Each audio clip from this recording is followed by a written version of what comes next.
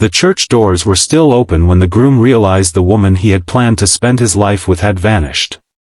The flowers were in place, the guests were waiting, and the wedding ring was trembling inside his hand. But the bride was gone. What made the moment even more painful was that, while everyone whispered about the woman who had abandoned him, her sister stood quietly at the back of the church, tears in her eyes, watching the man she had secretly respected for years lose everything in a matter of minutes.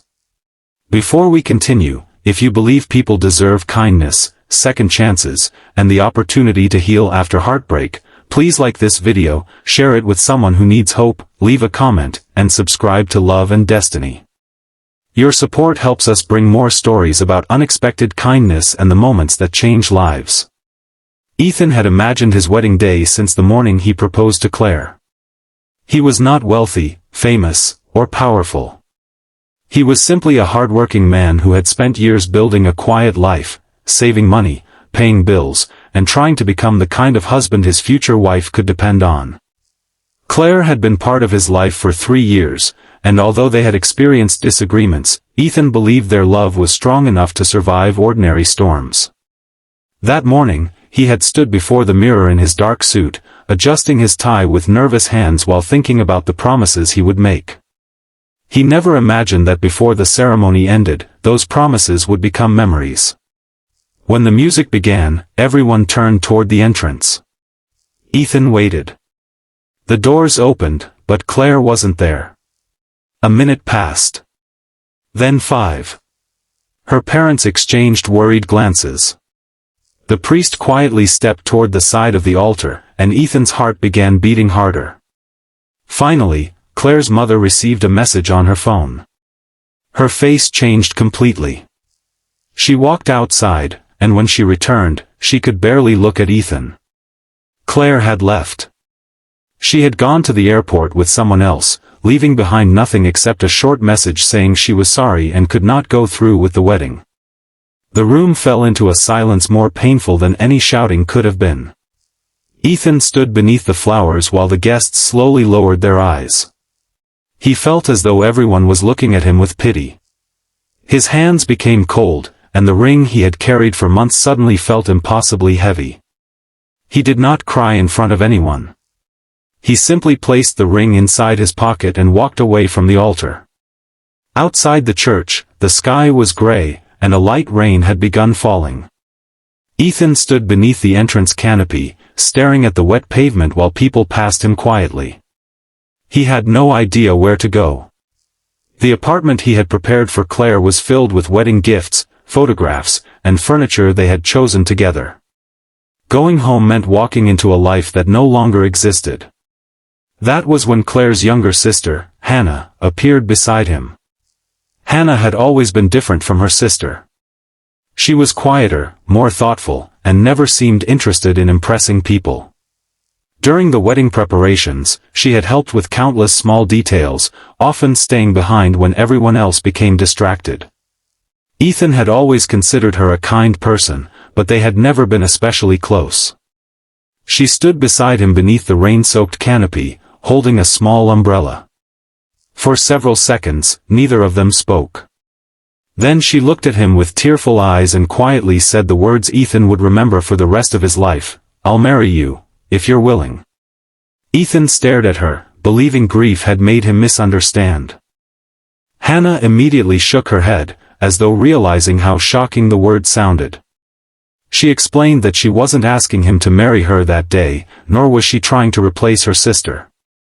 She simply wanted him to know that someone was still standing beside him. She had watched him treat Claire with patience and respect for years. She knew he had been sincere. She also knew that he deserved someone who would not disappear when life became difficult. Ethan thanked her, but he couldn't accept such a life-changing offer. He told her that his heart was broken and that the last thing he wanted was to make another decision while hurting. Hannah understood. Instead of arguing, she simply told him that healing did not have to happen alone. Those words stayed with him. The weeks afterward were painfully quiet. Ethan moved into a small apartment across town and stopped attending gatherings where people knew Claire. He returned wedding gifts, cancelled reservations, and slowly packed away everything connected to the ceremony. He discovered that heartbreak wasn't always dramatic. Sometimes it was waking up at 6 in the morning and remembering that you had once expected someone to be beside you. Sometimes it was reaching for your phone to share something funny before realizing there was nobody left to call. Hannah never pressured him. She occasionally checked on him, sometimes leaving groceries outside his door or sending a simple message asking whether he had eaten. She never mentioned marriage again. Instead, she helped him remember that life still contained ordinary moments worth appreciating. Months passed. One afternoon, Ethan lost his job when the small company where he worked suddenly closed. It felt like another door slamming shut. He sat alone in his apartment, staring at his unpaid bills, wondering how many more things he could lose. Hannah found out and encouraged him not to give up. She helped him update his resume, introduced him to someone who needed help with a construction project, and reminded him that losing one job did not mean losing his worth. Slowly, Ethan began rebuilding his life. He started working on small renovation projects and eventually turned his skills into a modest business. Hannah became a regular presence in his life, but never demanded anything from him. Their friendship grew naturally through simple things: coffee on difficult mornings, walks after exhausting days, and conversations about dreams they had once been too afraid to share. One evening, nearly a year after the wedding disaster, Ethan found himself sitting with Hannah on a park bench. Children were playing nearby, families were walking home, and the air carried the peaceful feeling of an ordinary evening.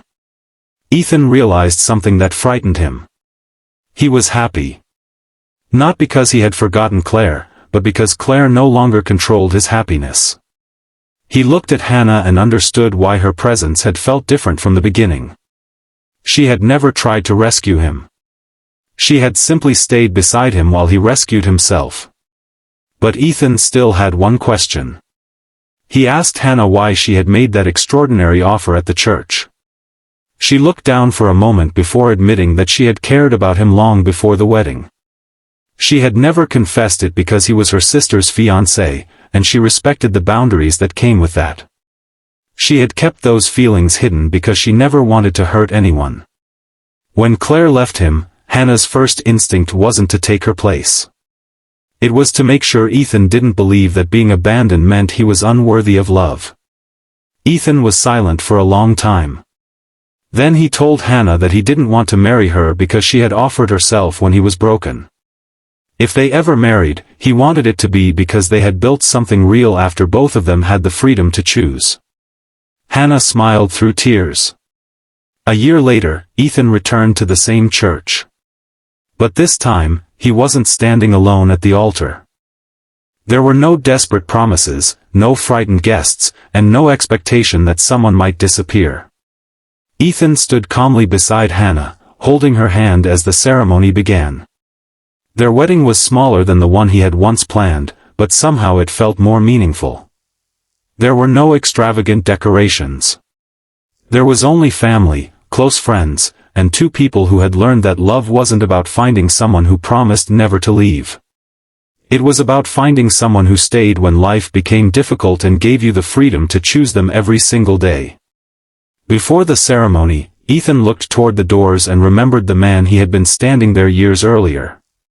He remembered the humiliation, the loneliness, and the unbearable uncertainty. Then he looked at Hannah and realized that the worst day of his life had not been the end of his story. It had been the beginning of a different one.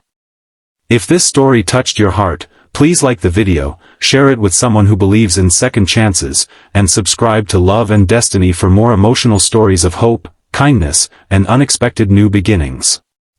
And before the story ends, comment, "Second chances can change lives," if you believe that sometimes losing one path can lead us toward a better one. Ethan never forgot that his first wedding ended before it began. But he also learned something far more important: sometimes life closes a door so completely that you think your future has disappeared with it. Then, when you least expect it, someone kind appears, not to erase your past, but to remind you that your future is still waiting. And sometimes the person who helps you heal isn't the person you were expecting. Sometimes, they are the person who quietly stayed when everyone else walked away.